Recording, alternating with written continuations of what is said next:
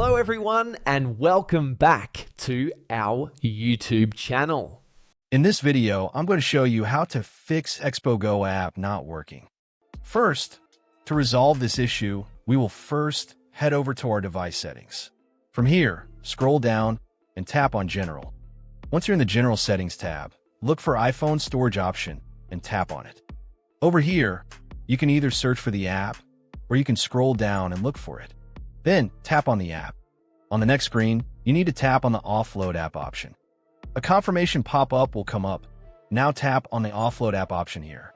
It'll take a bit for processing, and then a reinstall button will show up. Simply tap on it to reinstall the app. This should resolve the issue, but if it doesn't, then you need to check if the app is running an older version. Head over to App Store. From here, double tap on this search icon in the bottom right corner, and then search for the app. Once the app comes up in the search result, and if you see this update button right next to the app, simply tap on it to make sure you're running the latest version of the app. However, if you continue to encounter this issue, then you will need to completely reinstall the app, which usually resolves the problem. Head over to this screen the way we did before, and over here, tap on the Delete App option here to uninstall the app from your device. A confirmation pop-up will come up. Now tap on the Delete option here. Once uninstalled, open up App Store and search for the app in the search bar.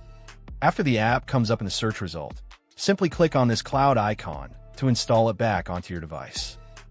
Hopefully, this resolves the issue. If it does, consider sending a super thanks to support our channel. And also don't forget to hit the subscribe button. We'll see you in the next video.